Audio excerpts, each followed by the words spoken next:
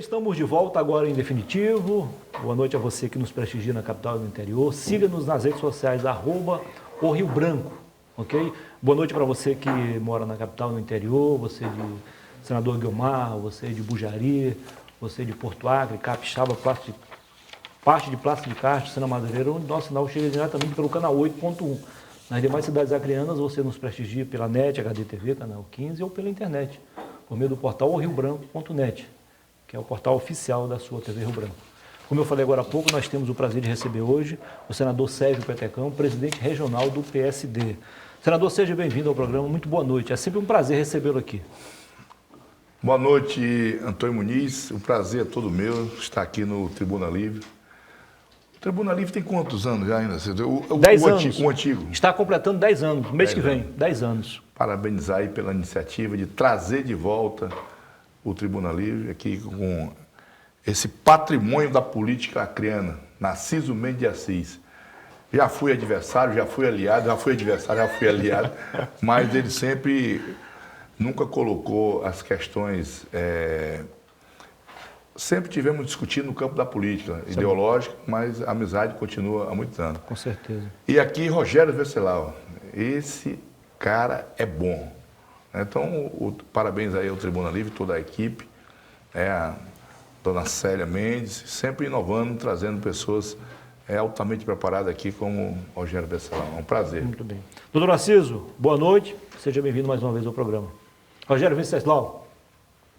A palavra com o Narciso. A palavra dele, ele que vai fazer a primeira pergunta para o senador Sérgio Petecão, nosso convidado especial. É sempre uma satisfação estar aqui, já estou me integrando a essa família, e de modo que me sinto muito à vontade já, e alegria de reencontrar aqui o senador Petecão, que certamente tem muitas informações de bastidores para nos passar nessa conversa. Doutor Narciso, fica à vontade. Eu gostaria que o senador Petecão confirmasse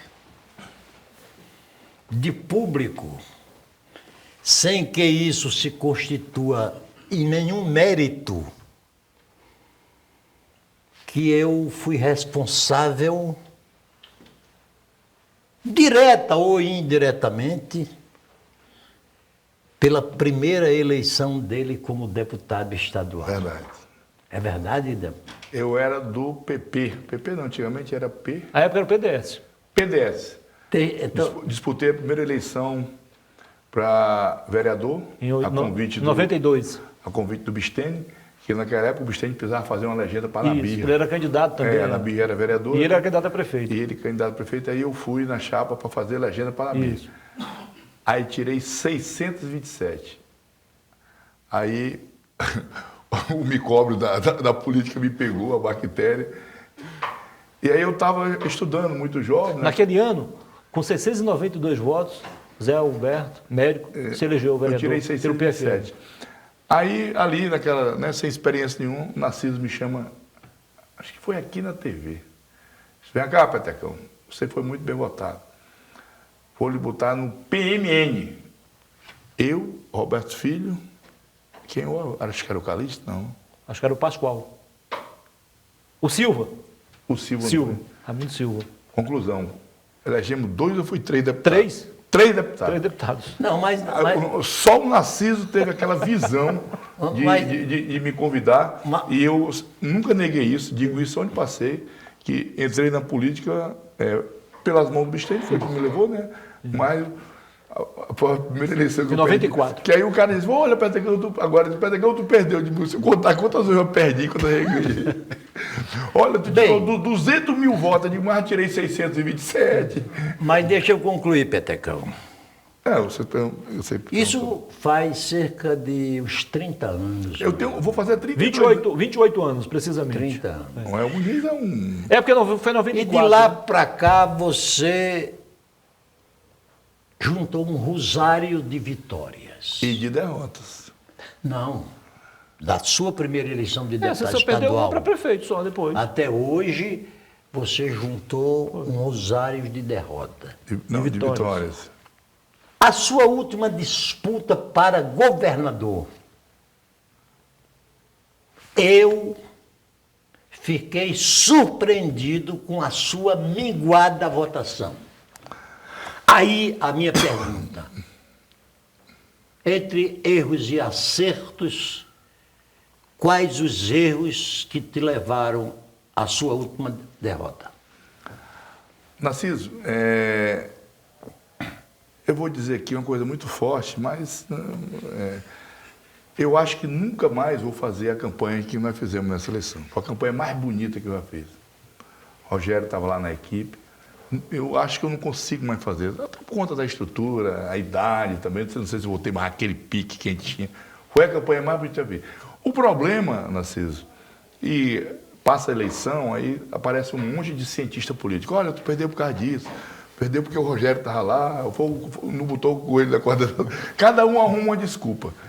Mas teve uma pessoa que chegou para mim e disse, Petecão, tu é um monstro. Tu tiraste 27 mil votos. A mesma votação que tu tiraste para deputado federal, quando fui o segundo deputado federal mais votado. Naquela época, acho que eu te dei uma surra grande, não foi? Aí, a Perpétua foi a mais votada e eu fui o segundo mais votado. E depois veio esse negócio de 200 mil votos. 200 mil votos, esses votos não são meus. Isso é um momento político. Como é que eu vou ter 200 mil votos? O momento político que tinha uma frente de... Ali de oposição. Que representava a mudança do Estado e eu peguei o embalo. Mas eu sou consciente que eu não posso. Os 200 mil votos do Petecão, não. Então, aí a pessoa disse... Chegou um momento da pesquisa, da campanha, que o governador tinha 32, nós tínhamos 28. Eleição polarizada. E aí foi uma sacada, não sei se foi do marqueteiro, se foi de quem foi. Eu tenho certeza que não foi do juiz do governador. Aí o cara botou... Aí ele polarizou a campanha entre Gladys, 40, Jorge Viana, 38, 39, ele botou. Aí o que ele fez com isso? E ele conseguiu polarizar a campanha. Eu estou te falando uma avaliação de um cientista, assim. Aí ele disse, olha, Petecão, a eleição polarizou. Quem queria derrotar, quem queria proibir a volta do PT, votava no Gladys. E quem queria derrotar o Bolsonaro, votava no PT. Isso é mais um cientista, mas eu não estou usando isso como argumento, não. E aí o Petecão ficou no meio. Eu não sou petista, todo mundo sabe que o cara que mais derrotou o PT aqui no Acre foi eu. Derrotei Jorge, derrotei Tião Viana, derrotei Edivaldo Magalhães, então não sou petista. Mas também, naquele momento, achava que o Bolsonaro não era o melhor para o país, né? Que eu conheço, eu convivi, né? Eu convivi o dia a dia, eu sei. Mas, e aí, paguei o preço. Não só eu. Depois, chegando em Brasília, eu fui conversar com vários parlamentares que fizeram o que eu fiz. Né? A eleição estava polarizada, só escapou um. Escapou pelo peito da gata. Foi Davi Alcolumbre, lá no Amapá. Ele nem era Bolsonaro, nem era Lula, ali querendo agradar os dois lados, e quase se arrebenta. E com uma estrutura monstruosa. O resto, perdeu tudo. Houve uma mudança, na minha humilde opinião, uma mudança muito grande. A política daqui para frente, ela vai dar uma mudada grande. E você me dizer isso aqui antes de começar, vai mudar muita coisa na política. Agora, a minha, se teve uma campanha, os melhores jingles eram nossos. Quantos comícios teve nessa eleição? Eu não fui a nenhum. Não lembro. Tu, que é sabido? Tu. No interior teve alguns, né? Não, aonde teve? Só teve um comício em Rodrigues Alves. Botamos 3 mil pessoas no comício, lá com o Jair. Só teve um comício, foi o que fiz. Carreata, caminhada, coisa de louco, nunca vi aquilo. Agora, a coisa, foi o fulano que derrotou, foi o ciclano. Não adianta arrumar culpado. É a mesma coisa que esses caras vão lá para frente do quartel. Não adianta, rapaz, o povo já decidiu. Agora, vamos esperar que o governador faça um excelente trabalho. E o que eu puder fazer para ajudar ele, eu vou fazer. O senhor falou aí, senador, em escape, né? O Alcolumbre escapou lá no Pará. Não, Amapá. No Amapá, e por conta da polarização. A eleição passou, como o senhor coloca aí, mas o senhor tem 4 anos de mandato.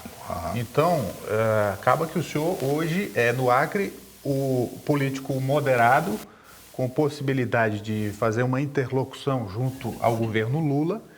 E pelo fato de ter mandato, isso praticamente cai no seu colo, né? Porque o PT no Acre, nessas últimas eleições, finalmente foi sepultado, né? Não elegeu ninguém. Como é que fica daqui para frente essa possibilidade? Isso passa pelo seu partido, passa por sua decisão pessoal? Como é que está essa conversa lá em Brasília? Rogério, nós tivemos essa semana, na terça-feira, uma reunião, inclusive estava me acompanhando o Frank Lima e o Paulo Chimenez. Né? O PSD hoje, não sei se vocês sabem, tem 12 senadores. É a segunda maior bancada, acho que perde para o PL, né, Muniz? PL, acho que tem, o PL tem 13 ou é 14. Nós somos a segunda maior bancada. O Otto Alencar, da Bahia, foi o senador, um dos senadores mais votados. Tem mais votos que o governador. É uma das lideranças nossas. O Coronel, o Ângelo Coronel, é da Bahia também. São pessoas que tiveram muito ligadas ao PT, são ligadas ao presidente Lula. Esse menino do Mato Grosso, Fávaro, que inclusive está sendo cotado para ser ministro da Agricultura. Não é isso, Narciso? Isso. Nós temos alguns senadores lá que são ligados, e como temos senadores que apoiaram o Bolsonaro. O Kassab liberou o partido. Cada um ia para onde quisesse. Eu vejo, né, na minha humilde opinião, que tem uma tendência grande do PSD, o 55, ir para a base do governo. Base do governo significa que é votar tudo que vier de lá, não. O que for bom, voto. O que não for, não voto. É assim que o Kassab trabalha. Então, eu vejo uma grande possibilidade, Rogério, de o PSD estar na base do governo, ajudar o governo. Hoje o país vive um momento muito difícil. O país está dividido, né? E se nós não tomarmos algumas decisões de dar a menor estabilidade... Eu vi um cidadão que ele estava na fila do posto de gasolina, aqui, no posto de gasolina, e ele estava vibrando porque o Bolsonaro tinha fechado a BR. Em primeiro lugar, que o Bolsonaro não tem nada a ver com isso, coitado, né? O Bolsonaro está curtindo aí os últimos momentos do governo dele. O cara estava comemorando porque a BR estava fechada. E nós aqui sem gasolina, correndo risco de desabastecimento dos supermercados, do mercado. Então, essa política não ajuda em nada. Então, eu acho que o PSD tem um compromisso muito grande de criar uma base sólida, uma base de sustentação ao governo que está aí. Quando tiver que votar contra, vota contra. Agora, me deram esse título de, como é que você falou? Articulador? Interlocutor, né? Interlocutor. Os analistas. Não, pra você ter uma ideia, eu não falei com o Lula nenhuma vez ainda. Mas foi procurado. Não, fui procurado, lógico que fui procurado, né? Fui procurado não só pelos os companheiros do PSD, como alguma liderança, o Paulo Rocha lá do Pará, o próprio menino lá da Bahia, que é do PT, o Jacques Wagner, conversou comigo, várias pessoas me procuraram. Né? O que eu puder ajudar, eu vou ajudar. Agora está uma guerra aqui pelos espaços do governo aqui no Estado, né? É a isso que você se refere, não, né? Também, né? Porque isso vai no pacote, ou não? Olha, sei, eu confesso a você que eu nem crio essa expectativa para depois não ter decepções. Lógico, o PT vai buscar alguns espaços, com todo direito, né? Eles estão no governo. E vamos ver, o importante é que eu acho que o que me preocupa é que nós possamos agora, nesse orçamento agora, alocar emendas para que possa estar garantido no orçamento. E você que foi deputado sabe disso. Eu vejo muita gente falando, nós temos que recuperar a BR. Sim, e se não tiver recurso lá no orçamento, só vai poder discutir no outro ano. E essa estrada está prestes a fechar. Era isso que o nosso governador deveria estar articulando, reunindo a bancada, os 8 deputados federais. Olha, bota lá, é 1 bilhão, bota 500 milhões, para ter pelo menos a rubrica, ter a emenda, para a gente poder pensar e discutir com o próximo governo. O senhor foi procurado nesse sentido? De quê? Pela equipe do governo? Não trataram, pelo menos comigo. Mas teve reuniões da bancada federal e isso foi discutido. Não, discuti com os parlamentares. O que nós tínhamos era uma emenda de 12 milhões que estava na ponte de Rodrigues Alves, ia ser perdido. 12 milhões, o que é que dá 12 milhões para fazer uma BR dessa? O senhor que é engenheiro. Então, o que nós temos que fazer é alocar um recurso, é essa a minha preocupação, para que nós possamos ter um recurso lá. E depois discutir a possibilidade de liberar ou não. Isso me preocupa. Ô, senador, eu espero, e até porque não tenho tanta idade para esperar. Tá jogando a toalha, não, né? Não. Tá brincando, Narciso. Que nós, Brasil, nunca mais tenhamos que passar por uma anti-eleição. É uma guerra. A Maria, estava horrível. Petecão, Horrível. Petecão, eleição é para você escolher o candidato em quem você quer votar. Você quer que eu lhe dê um depoimento aqui? Deixa eu concluir, depois você faz o depoimento. Esta eleição que nós acabamos de assistir, Você nunca tinha visto isso na sua vida? Eu nunca tinha visto. eu não Um clima tão tenso. eu não estou falando estatisticamente porque não coletei os dados. Mas 30% no mínimo dos votos dado a Lula foi para impedir a eleição de Bolsonaro. E vice-versa. E vice-versa. E 30% dos votos dados a Bolsonaro foi para não eleger Lula. Aí você me pergunta por que que isto aconteceu. Nós inventamos a reeleição, de prefeito, de governador e de presidente da República e não dotamos as nossas instituições para proteger o Estado contra a influência do poder. Você vê que a reeleição nos Estados Unidos, o presidente que está no mandato, ele não usa a máquina pública, não usa recursos públicos em favor da sua reeleição. E aqui no Brasil, Bolsonaro usou, Lula, se voltar a ser candidato à reeleição, vai usar, porque as nossas instituições não resistem.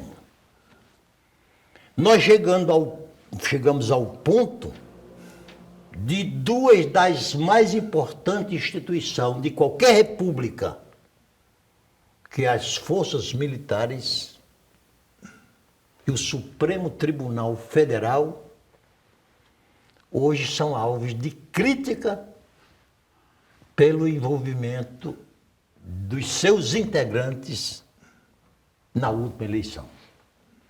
Então, eu acho que ou nós, ou o Brasil, nós estamos falando em reforma econômica, reforma administrativa, reforma disso, reforma daquilo. Ou o Brasil faz uma ampla e severa reforma político-partidária, ou nós vamos continuar fragilizando a nossa própria democracia. Depois do intervalo... Acaba com a reeleição? Isso. Depois do intervalo, o senador fala sobre isso, ok? Só lembrando que o seu partido ocupa, de fato, a segunda maior bancada, 11 senadores, pede só para o PL 14, e a terceira maior bancada é dividida entre o MDB e o União Brasil. 9 senadores. O PSD não é 12, não? Hã? 12? 11 senadores, e o PL 14. Vamos ao intervalo comercial e, na sequência, o nosso convidado especial fala sobre o apontamento que o doutor Narciso apresentou aqui, ok? Ok. Em 2 minutos e meio. Fique com a gente.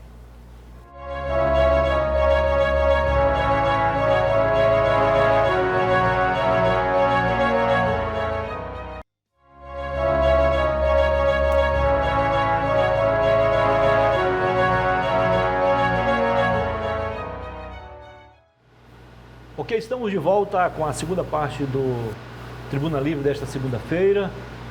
Boa noite para você que acabou de sintonizar o seu televisor aqui.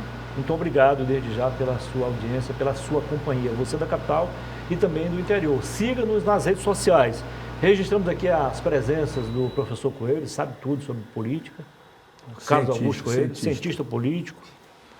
Do Serginho, que não pode ser mais Serginho, é Serjão também, é igual o Petecão. Vai às urnas em 2020. Seja bem-vindo. E também o Eduardo, o Edu, né, para os íntimos. Sejam bem-vindos. Fique à vontade, senador, para falar sobre... Na verdade, não foi bem uma pergunta, só um comentário que o doutor Narciso fez em relação... É que o Narciso, quando fala, esse pessoal muito sabido, ele faz um rodeio, né? Isso. Ele quer saber se uma das alternativas poderia ser... O fim da reeleição? A fim da reeleição? Não, eu não propus Não, isso. meu amor, eu estou dizendo, eu que estou dizendo. O fortalecimento das instituições, é isso? Pelo arrodeio que tu fez, será que o fim da eleição, aumentar o mandato para 5 anos, é uma proposta, né? Ou o fortalecimento das instituições, né, doutor? Não, o fortalecimento, as instituições não estão frágeis, não. É alguns doidos que estão querendo brigar contra o Supremo. Nego, vai se ferrar tanto nego aí. O cara, um ministro lá do Supremo, ele não entra lá porque ele quer, não. Ele não entra pela janela, não. Ele passa pelo Senado, ele é sabatinado, ele vai... Então, peraí, só um pouquinho, senador. Então, o senhor acha que está tudo normal no Senado?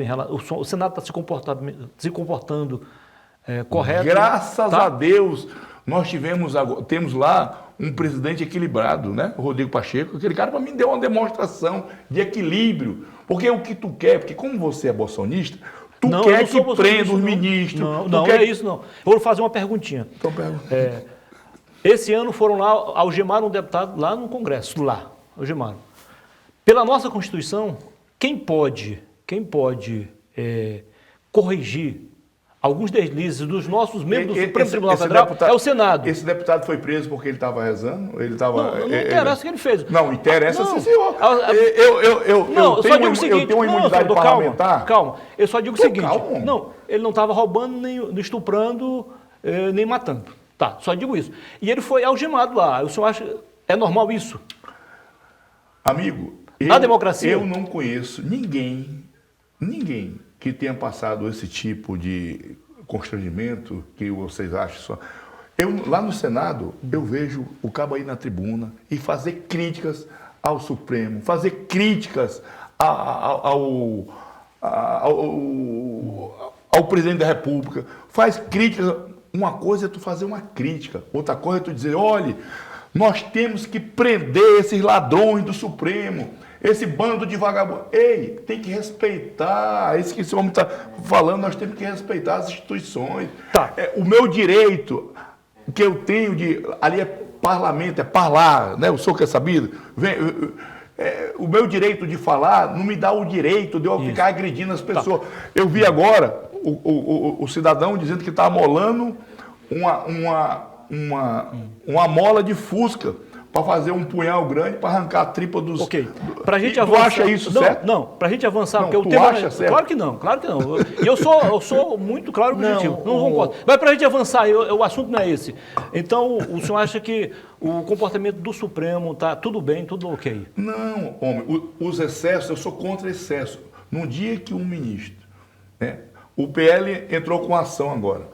Aí o ministro não tem prova de nada. Nada. Ele está querendo tumultuar o ambiente que já está tumultuado.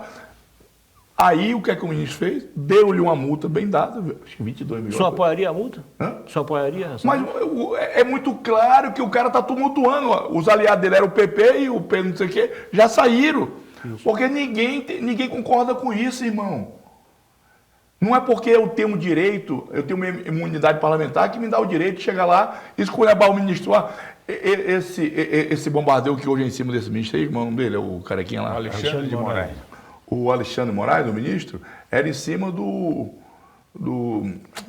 aquele mais antigo lá, o decano lá. Do Barroso. Não, Barroso não. Gilmar Mendes. Gilmar Mendes. Gilmar Mendes. Não lembra? Era um bombardeio em cima do Gilmar. O Gilmar saiu do foco, agora subiu o Barroso. Tem um pedido de CPI para investigar, para diminuir os poderes do Supremo, pelo menos regulamentar. Tem seu apoio ou não? Uma pessoa, um pedido de CPI para tirar os poderes do senador. Não, para corrigir. Rapaz, está na Constituição os poderes. Tem que mudar a Constituição, Muniz. Acorda. Muniz, a sua pergunta está mal feita. Não, mas eu digo é ele fazer esse tipo de pergunta. Eu não estou perguntando. Está na Constituição, Excelência. Vai lá que está lá o... Pronto, já respondeu já. Por definição, na nossa, em qualquer república, cabe ao Supremo acertar ou errar por último. Primeiro isso. O Alexandre de Moraes merece ser criticado, merece ser coonestado, mas o tratamento é a mesma coisa, Muniz. Eu me indignava, e ninguém vai ouvir nunca isso de mim, quando eu ouvia diariamente o presidente Jair Bolsonaro se chamar de genocida. Ora, Está errado. isso está errado. Ora. Da mesma maneira que está errado o aliado do presidente Jair Bolsonaro, que chamava o Lula de ladrão de 9 dedos. E sabe por que eu sou contra esses dois posicionamentos?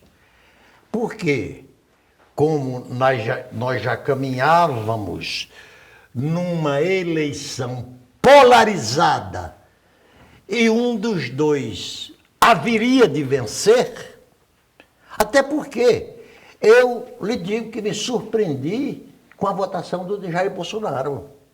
Praticamente nós tivemos um empate técnico. O país está dividido. Praticamente. Sabe para que isso serve? Para que o mundo tome conhecimento que o Brasil escolheu para presidente da República ou um genocida ou um ladrão de 9 dedos. Quer dizer, isso não nos enriquece politicamente. Ajuda em nada.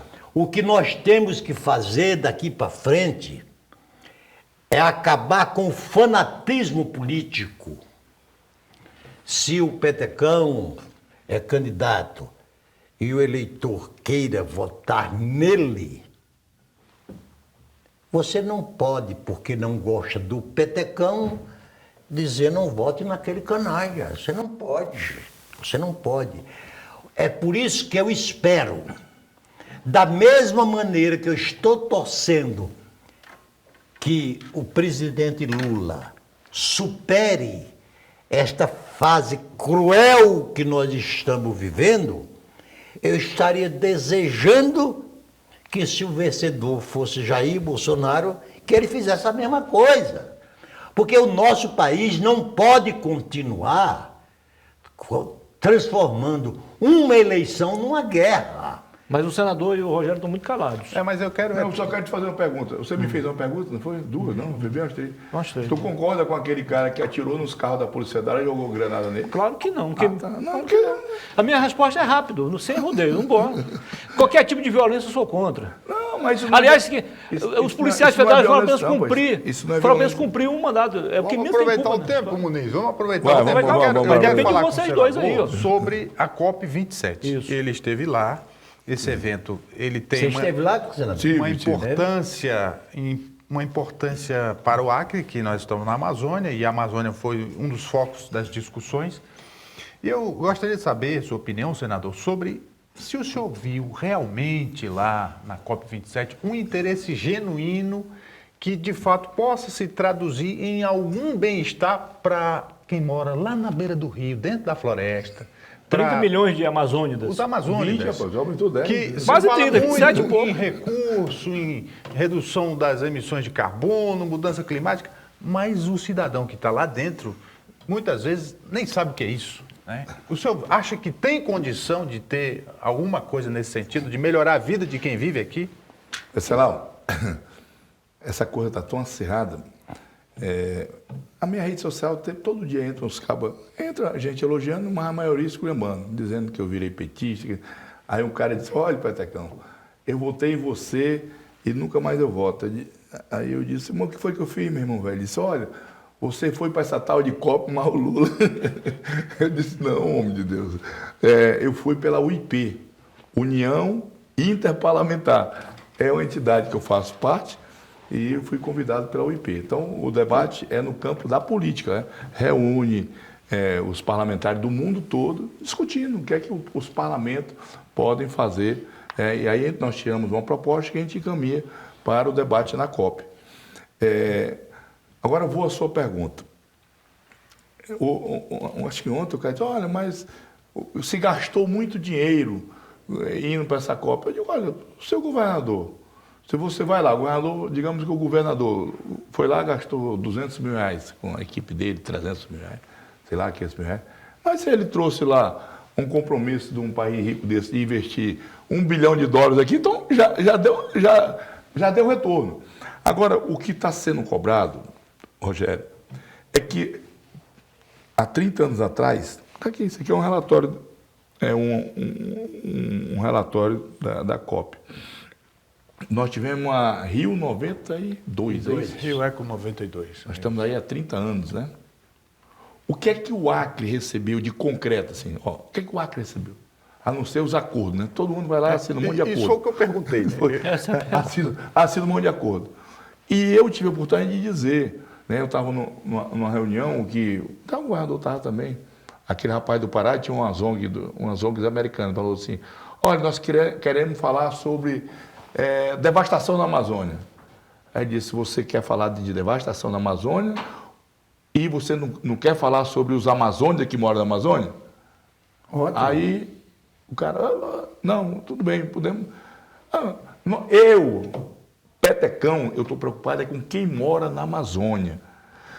Porque eu penso assim, se você devastar uma área lá no Jordão, serve para quê? Como é que tu consegue trazer a logística do Jordão, de Santa Rosa do Purus? São áreas que precisam ser preservadas. Agora, para aquele povo preservar, tem que haver uma contrapartida. O que é a contrapartida? Dinheiro. Não, às vezes nem é só dinheiro. O governo federal fez agora uma ação maravilhosa. Maravilhosa. Mais energia para a Amazônia. Você viu? Cara, esse programa, eu nunca vi o Bolsonaro falar nisso. Foi uma luta nossa, porque tem luz para todo, né? Agora estão chegando com energia solar nas comunidades. Olha que maravilha. Muitos ribeirinhos, de um por um, estão recebendo. O cara pode ter uma geladeira, pode. Eu botei uma emenda aqui com o Taniso, achei 400 mil, mas não deu para fazer nada. Que ele comprou umas placas ruins, chegava lá, o cara só podia botar um bico de luz. O governo federal está chegando com uma mega estrutura. Mega estrutura. Aquilo ali é dar dignidade para as pessoas. Aí nós, parlamentares, eu coloquei dinheiro para que ele possa ter lá a sua internet. Ter energia, ele pode ter internet. O cara vai poder estudar. Isso é legal. Por que nós não apertamos esses países? Porque o que eu não aceito é o cara estar lá em Brasília. O cara está lá no Armazém do Ferreira, que é um barzinho lá bem frequentado, então lá no Beirute. Olha, vocês têm que preservar a Amazônia. Sim, mas aí qual é a contrapartida para o pessoal? Mas você fala dinheiro. Tá, o dinheiro é importante, Rogério. O dinheiro é importante, mas se o cara tiver lá uma vida digna, se o cara tiver lá... Mas hoje tem que ter algum tipo de investimento. Mas o dinheiro que você se referiu é o investimento, né? Então, é isso, cara. Aí os acordos, eles estão falando agora em fazer... para essas situações que, não só aqui no Brasil, como na África também, eles cobraram muito isso, as enchentes, as queimadas, ele fazer uma espécie dos aportes de recursos nessa situação. Mas de concreto mesmo, eu conversava com o o nosso ministro da Agricultura, não, do Meio Ambiente.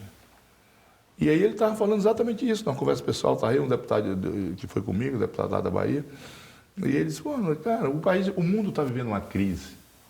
Quem é que vai botar 100 bilhões de dólares lá no Brasil? Vai dar assim, toma Brasil, toma 100 bilhões de dólares. Não é assim não, negão. Ninguém hoje, nenhum país está em situação de fazer esse tipo de gracinha, não. Então eu sou muito pragmático, eu sou muito realista. Eu não vi o Lula lá no dia que eu saí, acho que foi dia 27, né, ele estava chegando. Eu vi a Marina, mas não falei com a Marina, e estive lá no espaço que acomodava todos os estados da Amazônia Legal. Estava lá o Tocantins, estava o Pará, Mato Grosso.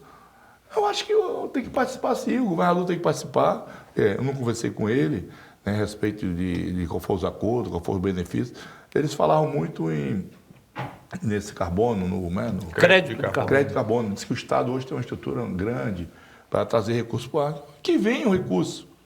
Mas eu não conheço nada que veio aqui a respeito dessa parceria, né, dos países ricos. Eu não conheço. E se tiver, é legal o governo divulgar, né? Eu acho que o governo tem que ir mesmo participar. Porque se ficar aqui, não vai cair do céu. Agora, vocês têm razão. Isso é que as pessoas não cobram. Sim, o que é que veio de concreto? O que é que tem de concreto? Infelizmente, não tem nada. Senador Petecão. Doutor Narciso, depois do intervalo o senhor segue, tá bom? Vamos ao intervalo comercial e voltaremos em instantes com a terceira e última parte do nosso programa de hoje. Até já.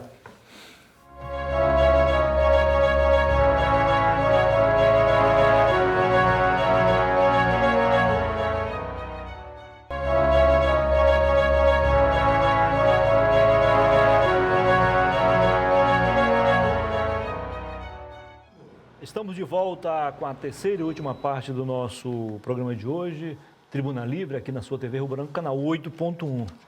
O acreano gosta de política, né? Respira política 24 horas, gosta de fazer hora extra, né? Isso mesmo. Fatos assim impublicáveis, alguns deles aqui, nos bastidores, quando a gente recebe políticos aqui, exatamente. Se você perdeu o primeiro e o segundo blocos, nós estamos aqui a conversar com o senador Sérgio Petecão, presidente regional do PSD, o Partido Democrático Social. Isso mesmo. Doutor Narciso, o senhor ia fazendo uma pergunta e eu interrompi só para chamar o intervalo. Fique à vontade. Eu queria dar uma analisada, viu, professor Coelho?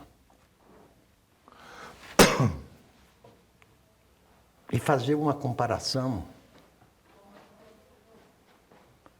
entre o continente americano e o continente europeu.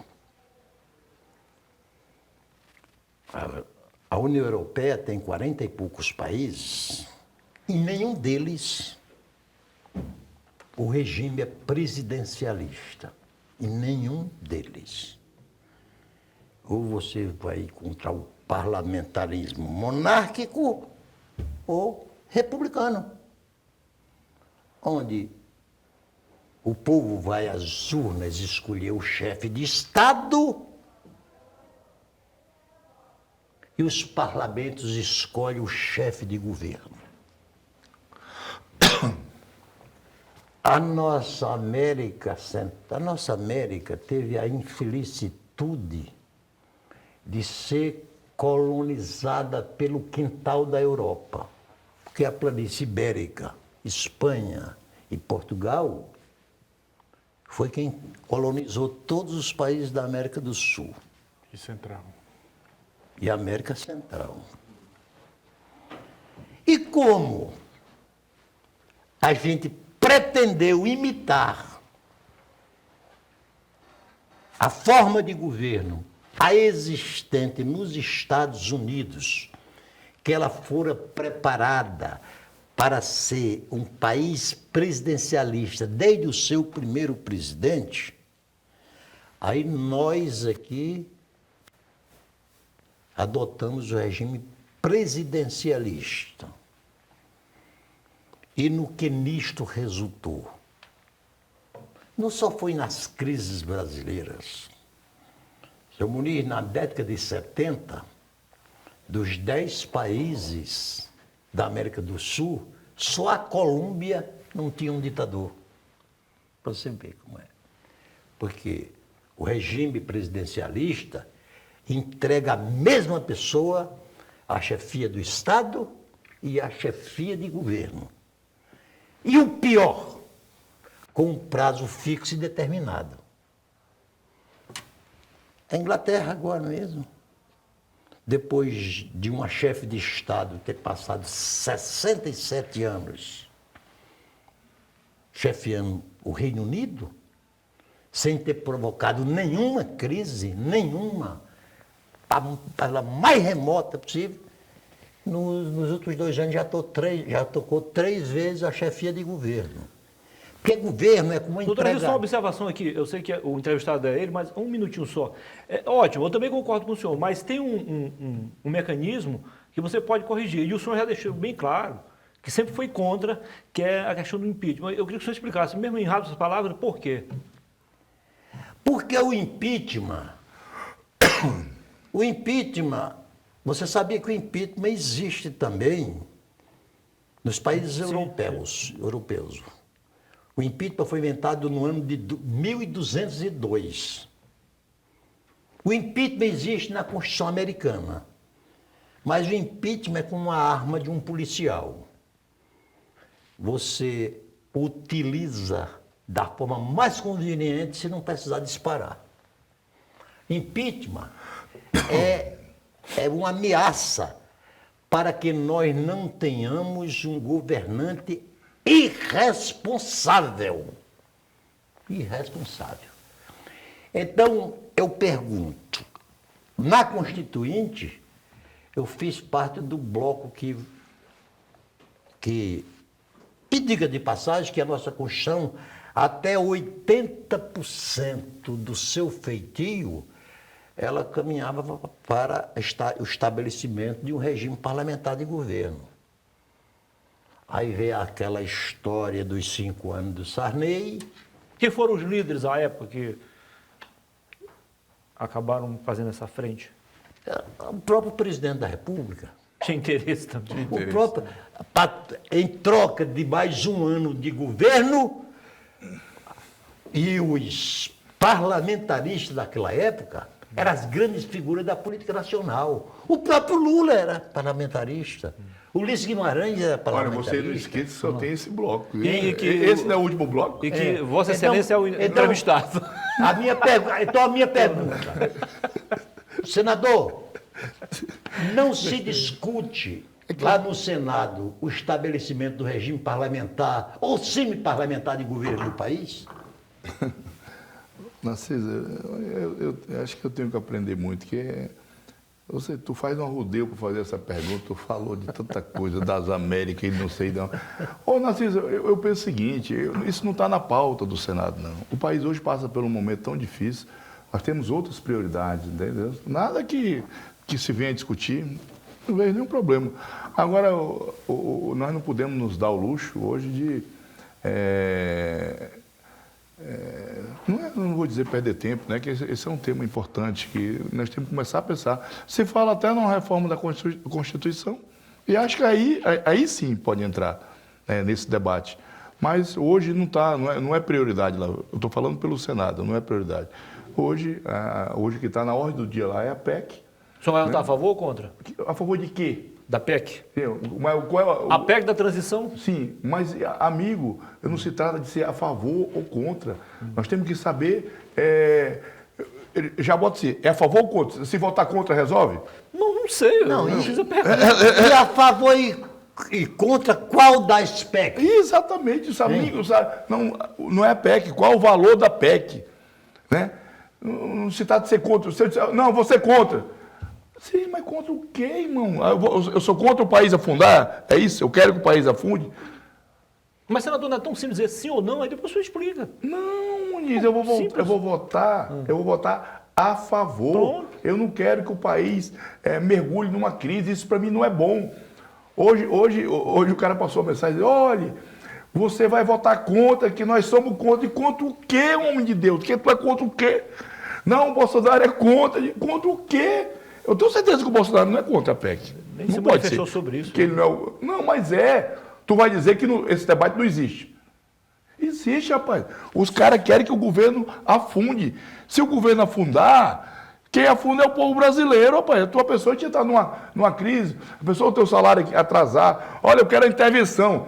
Eu vi um estado de sítio na Bolívia. Acho que eu vi na Bolívia e no Peru. O cara fica andando naquele jipezinho aberto. Pegar o cabo no meio da rua, os caras andam com um pedaço de pau desse tamanho, dá no meio da rua, no meio das costas, pro cara pegar. Aí eu sou a favor disso. Eu vi gente sendo a favor da intervenção militar.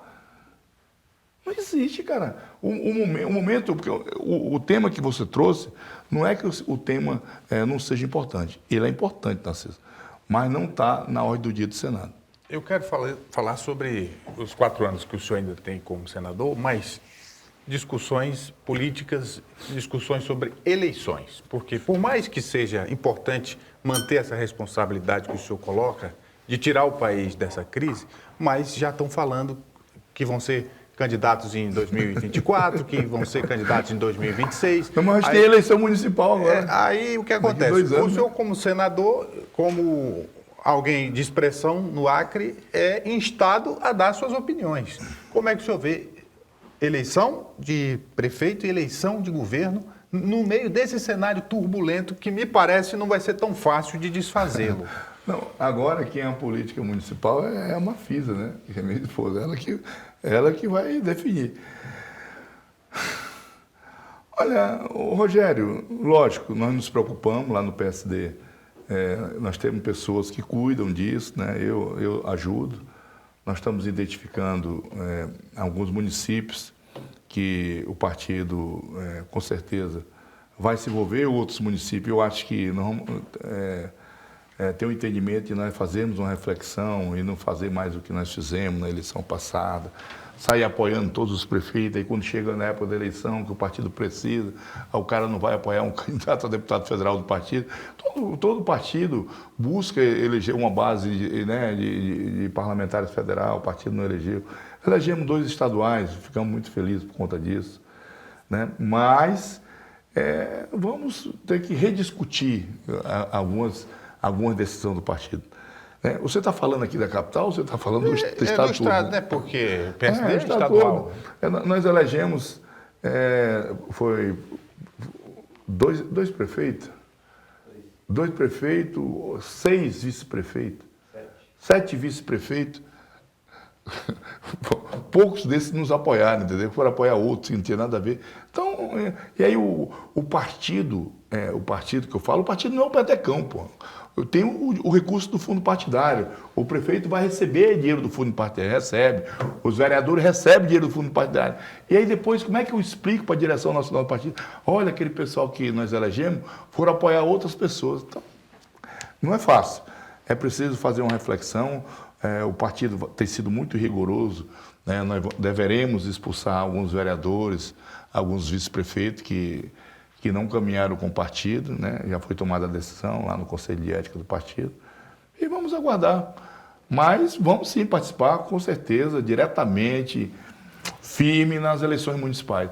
Eleições estaduais, aí 2026. Eleições municipais. Então vamos lá. O prefeito de Rio Branco, Tião Bocalon, que o senhor apoiou, ele ainda não se manifestou por uma reeleição, mas já anda dizendo que possivelmente vai ser candidato a senador. Disse para mim. Pois é, e como é que o senhor vê isso? Ele é um direito que ele tem. Seu aliado, não? É um direito que ele tem, né?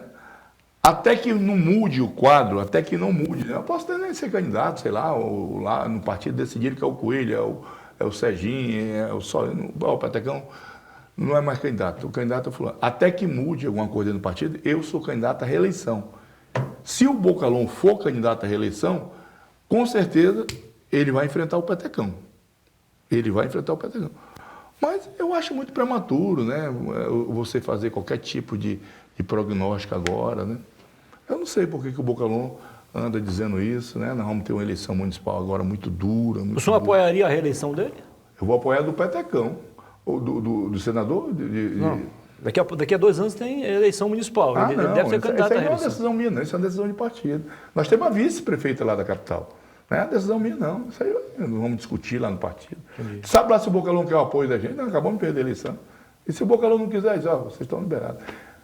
Eu ouvi ontem, hoje, numa entrevista que eu estava dando, que ele está buscando uma aliança. Ouvi, né? Ouvi que ele estaria buscando uma aliança com o governador.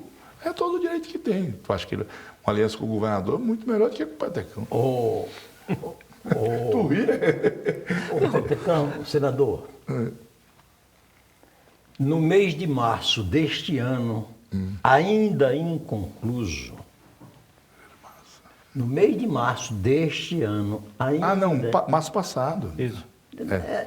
É que você fala tão difícil, ainda inconcluso.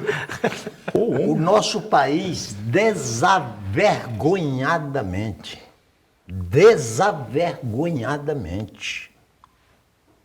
cinicamente, abriu uma janela partidária que, através dela, 140 deputados federais trocaram de partido. Elegeu quanto? Tu tem esse número, não, né? Então, o que eu quero dizer é o seguinte: ou nós instituímos como cultura, não à luz da legalidade.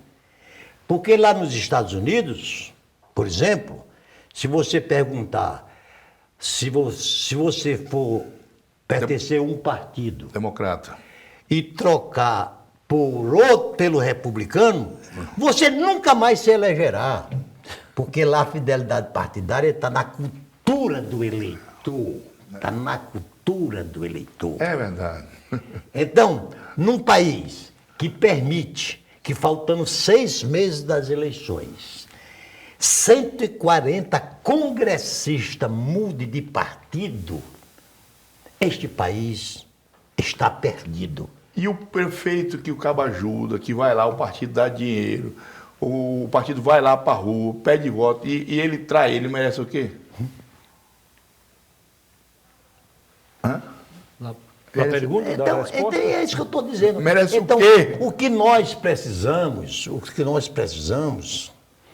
é encarar a política como uma coisa séria. Ô, Petecão, o nosso Ciro Gomes, Longueira. Gomes já passou por 8 partidos diferentes. O nosso presidente Jair Bolsonaro já passou por 9 partidos diferentes. Então, enquanto esta bagunça for permitida no país, nós não vamos construir a nossa democracia nem para se espelhar com alguma das republiquetas espalhadas no nosso continente latino-americano. É isto. É isto. Só a título de informação, tanto o Ciro Gomes como o Bolsonaro, a maioria deles, concordo, mudar de partido, mas a maioria, pelo menos o Ciro de tendência esquerdista e o Bolsonaro de tendência de direita. Pelo menos não foi tão incoerente, porque tem cara aqui que se filiou, Narciso tem razão, na última hora, não foi no último dia, não era para saber qual era a ideologia do partido, se comunicava alguma coisa com ele, mas saber quem que ia dar mais dinheiro para a campanha. E respondendo a sua pergunta ali, mais de 70% desses que mudaram conseguiram a vitória. Pois é, rapaz. Mas Os partidos que se eu tenho dito para as pessoas, tem alguns vereadores insatisfeitos por conta de alguma decisão que o partido tomou, né? O difícil não é ser candidato. Ser candidato é a parte mais fácil, não é? Difícil é você montar a estrutura partidária, você ir lá, montar chapa, aguentar abuso e não sei o quê. E vai, pega aviãozinho para ir no interior, ver na hora morrer, cair desses aviões. Aí quando chega na reta final, o cabo vai, se elege e vota contra. Muniz, eu sei que o tempo está encerrando. Sim, mas dá tempo ainda. Mas eu quero dar só um exemplo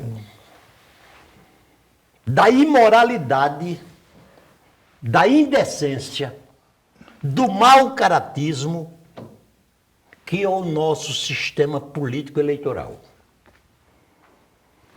O governador reeleito de Minas Gerais, Romeu Zema, do segundo estado mais importante do nosso país, politicamente tido como mais importante, politicamente, ele se reelegeu no primeiro turno e o partido dele não conseguiu, cláusula de barreira, não conseguiu eleger 5 deputados federais. Os 3 que elegeram não foi de lá, não é um de Minas. Então, para você ver que existe algo de muito profundamente errado no nosso sistema político. Estamos chegando ao final do programa. Rogério Venceslau, mais uma vez, foi um prazer tê-lo conosco. Agradeço o convite e dizer que estou me integrando à família. Né? Isso, então, exatamente. já estou à vontade, muito obrigado. Rogério já fará parte do nosso timaço. Então essa é a contratação do A tribunalismo? contratação, ele vai Não, apresentar da outro TV programa. como um todo. Tem outro Não, programa ele aí. aqui está ocupando o lugar do Osmir Lima. Sim, mas eu entendi como o Muniz disse que ele vai... Não, ele vai fazer parte de algo mais importante Algo mais do que importante. somente... O Osmir está contundido? Dá mais volta na semana que vem já. Já. Tá entregue ao departamento médico, já volta na semana que vem. O Osmir Mas é bom, competente. Isso, mas o Rogério apresentará um outro programa aqui. Doutor Narciso, foi um prazer também. Querendo acrescentar algo, fica à vontade. Tranquilo? Não, eu quero apenas reafirmar, Petecão, e não faço de forma cínica a minha estima por você. Espero vê-lo nas próximas disputas eleitoral. Você hoje é uma peça importante na política criana. Uma derrota é uma derrota e não o atestado de óbito de um político. Legal. Perde-se uma, ganha-se outra. E nesse jogo você tem mais vitória do que derrota. Não, tinha 4 candidatos. Perdeu eu, perdeu a Mara e perdeu o Márcio Pitado. Senador, para encerrar, não é nada de consolação. Não, como o senhor bem, de forma humilde, disse, os 200 mil votos não são meus, mas também não são apenas aquele percentual que o senhor obteve na última eleição. Isso é bem maior do que aquela votação, essa é a verdade. 27 mil votos. Não teve um deputado federal que tirou a votação que eu tirei. Aí, ó. É muito voto, velho. Isso não teve um deputado federal que tirou a votação que eu tirei. E ali houve um descompasso, na minha opinião, acho que a maioria das pessoas. A sua votação foi totalmente desproporcional à campanha na A rua. campanha foi linda, é por isso que eu estou te falando. Verdade. Eu não sei se nós faríamos outra campanha daquela. Né? Se teria gás, se eu conseguia montar a equipe que eu montei, uma produtora maravilhosa, um pessoal bom, competente. Mas o tempo dirá, né? Vai vir aí as eleições municipais, com certeza a gente vai estar muito envolvido. Né? E as eleições estaduais, aí falta 4 anos, meu irmão. Aí falta muito tempo. Eu conversava com um cara hoje, só para finalizar, aí o cara, ô, Petecão, não deu certo, um médico amigo meu. Aí não sei o quê, mas o cara tava triste pra caramba, né? Que ele vai ocupar um cargo lá em São Paulo. Então, aí ele disse, não sei o quê, tu faz parte da CAIS, eu digo, estou ainda presidindo a CAIS, é uma das comissões mais importantes, a Comissão de Ação Social. Tudo que é de saúde passa aí. E ele é médico, sempre estava lá pensando em mim. Eu digo, amigo, mas meu mandato ainda tem mais 4 anos. Rapaz, eu tinha esquecido, Petecão, hoje você é um cara muito importante. Viu como é que são as coisas? Você é um cara muito importante, cara. Pelo amor de Deus, Petecão, não sei o que. Rapaz, ele resolveu. Rapaz, o cara... Então, Muniz, eu não tô me despedindo, não. Nós ainda temos 4 anos. Calma. Nós ainda temos 4 anos de mandato, se Deus quiser. Vou fazer de tudo para honrar esse mandato que esse povo do Acre me deu. E eu estou tranquilo, rapaz. O povo do Acre é muito generoso comigo. Né?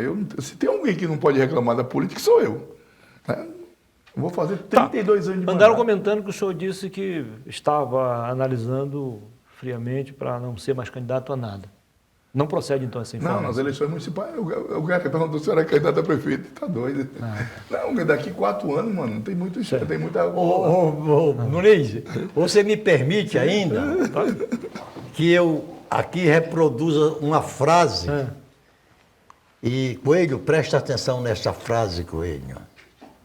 Essa frase eu vi do meu colega na época, Roberto Campos. O mais importante entre todos os integrantes da Assembleia Nacional Constituinte. Era o único sobrevivente que havia assinado o acordo de Bretton Woods, depois da Segunda Guerra Mundial. Aí perguntaram uma certa vez para ele, Roberto Campos, como é que você classificaria a política? Aí naquele jeito jocoso dele, viu, Vancerlau? Eu disse, a política foi a amante que eu mais amei e a que mais me corneou. Então é isso. Sei lá, às vezes as pessoas perguntam, e aí, Petecão, como é que vai ser lá em 2026? Meu irmão, mas nós não estamos aí. O tempo dirá, só Deus dirá. O tempo vai dizer. Eu gosto da política. eu faço da política uma ferramenta, o que me fortalece, o que me faz gostar da política, é que é um instrumento que eu ajudo muita gente. Depende só do Petecão, porque o Petecão é toda uma estrutura. O Petecão é só Com certeza. um pedacinho dessa estrutura grande, que tem muita gente envolvida, né? Muita gente boa aí. Foi um prazer, senador. Boa noite, muito obrigado pela entrevista. Parabéns aí, Muniz, pelo Tribuna ali, parabéns, Narciso. Venceslau, aí, essa aquisição que vocês fizeram aí foi maravilhosa. Com certeza. Agradecer a nossa amiga, doutora Célia Mendes, pessoa pelo qual eu tenho um carinho muito grande. Obrigado por tudo. E a você que esteve conosco, muitíssimo obrigado pela audiência.